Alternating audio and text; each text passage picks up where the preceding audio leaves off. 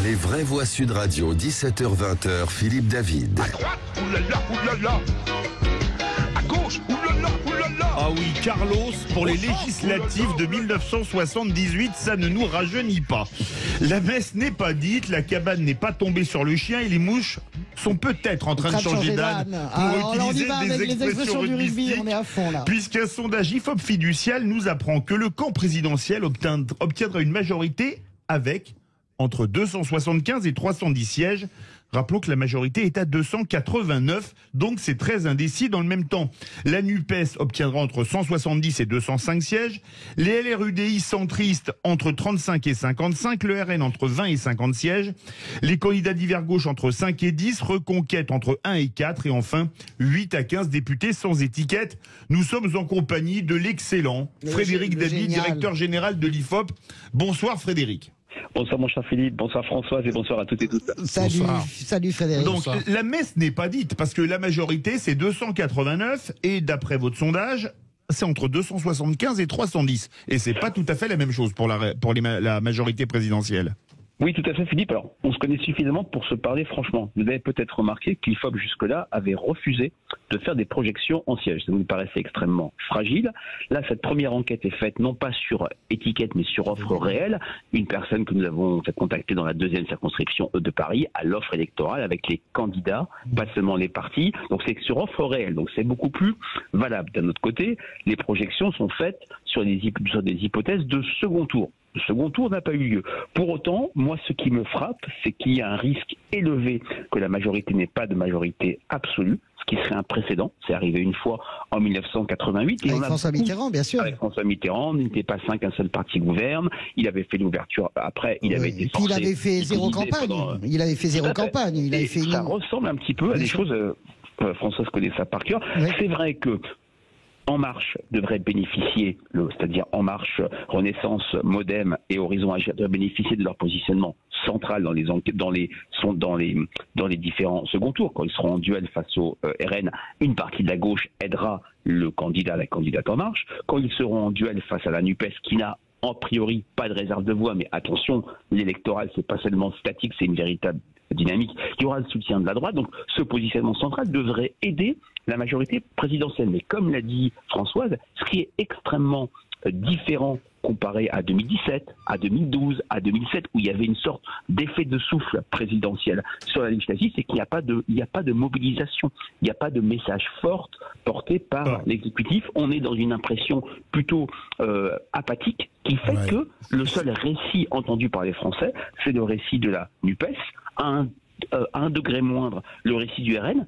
C'est intéressant de voir, c'est moins spectaculaire que pour la NUPES, que dans cette projection IFOP fiduciale, on aurait entre 20 et 50 sièges pour le RN. Ça serait jamais vu depuis 86. Mais 86, c'était un vote à la proportionnelle. Donc on est vraiment sur de l'inédit et les schémas classiques présidentiels et législatifs semblent complètement bouleversés. Philippe Bilger.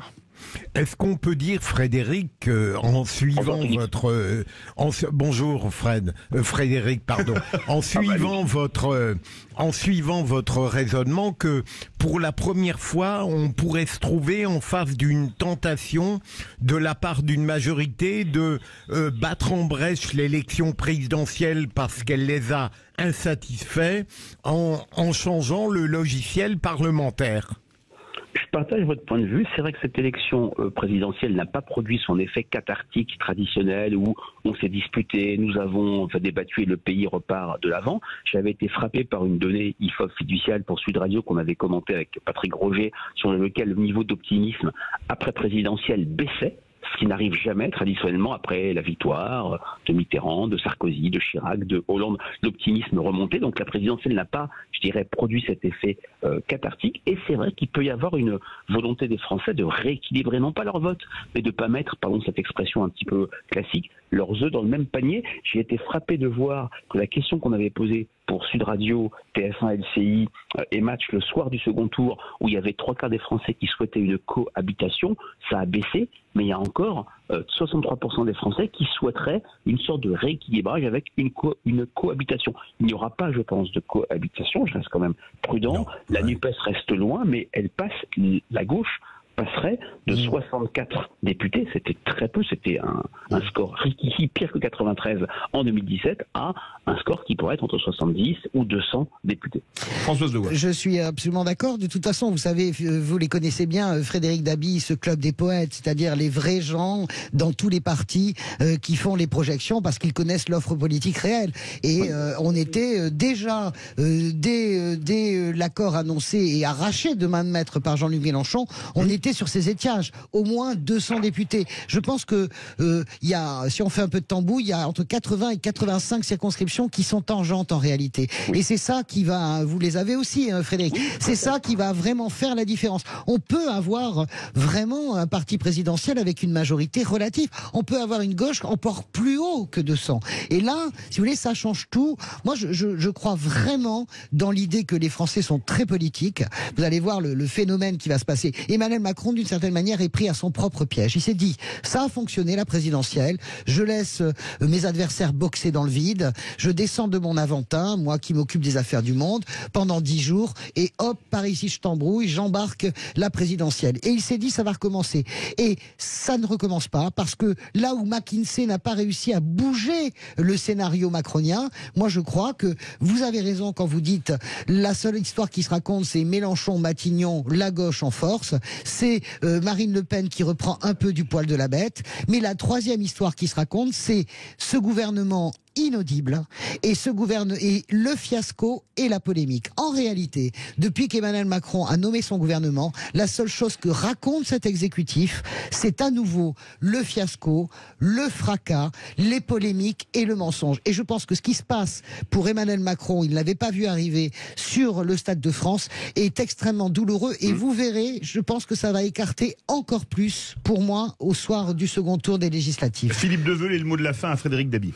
Alors, Frédéric Dabi, je suis d'accord avec son avis, c'est-à-dire que je ne serais pas surpris qu'il y ait une majorité relative pour la redescence, mais je pense pas non plus à un raz-de-marée de la NUPES, et j'aime bien Jean-Luc Mélenchon qui s'autoproclame Premier ministre, comme il se proclame qu'il est la République et que sa personne est sacrée. C'est amusant, ça fait partie du personnage, mais il faut qu'il fait ça en 97. Oui, je peux finir quand même, François. Et donc j'aimerais qu'il relise quand même l'article 8 de la Constitution, car c'est le président de la République qui choisit un Premier ministre, et c'est pas parce que Jean-Luc Mélenchon s'est autoproclamé Premier ministre qui, quand bien même la NUPES aurait la majorité absolue à l'Assemblée... C'est le seul candidat que prépareront, c'est les accords. Non, mais comme ça il pourra choisir quelqu'un d'autre. Non, il n'y a pas de règle, c'est la Constitution qu'on applique. Non, mais ça ne sera pas accepté politiquement. On n'est pas ici au Venezuela. Non, mais Venezuela, c'est ridicule. Mais non, mais c'est des accords politiques qui sont passés. Des accords politiques, c'est pas l'article 8 de la Constitution. Votre article 8, aucun candidat n'acceptera d'aller à Matignon. Vous avez une vision un peu autoritaire de la gauche.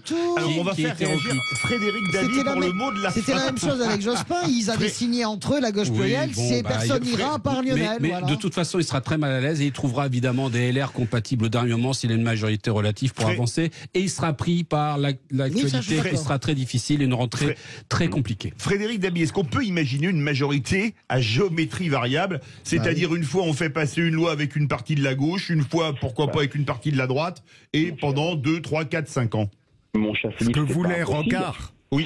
C'est ce qui s'était passé en 1988, sachant qu'en 88, et j'ai plus le chiffre en tête, Michel Rocard a dû utiliser entre 35 et 40 fois, je crois, le 49. Ah bah oui, c'est des choses beaucoup plus compliquées, et dans le pays inflammable que nous connaissons, dans un pays post-gilet jaune, le 49.3 peut être vu comme une sorte d'arme de destruction massive. Là où il faut être extrêmement prudent, et ce sondage, j'y crois, parce qu'il est fait sur info réel, on a fait le maximum, on ne peut pas ne pas anticiper un second tour qui corrigerait les effets du premier tour.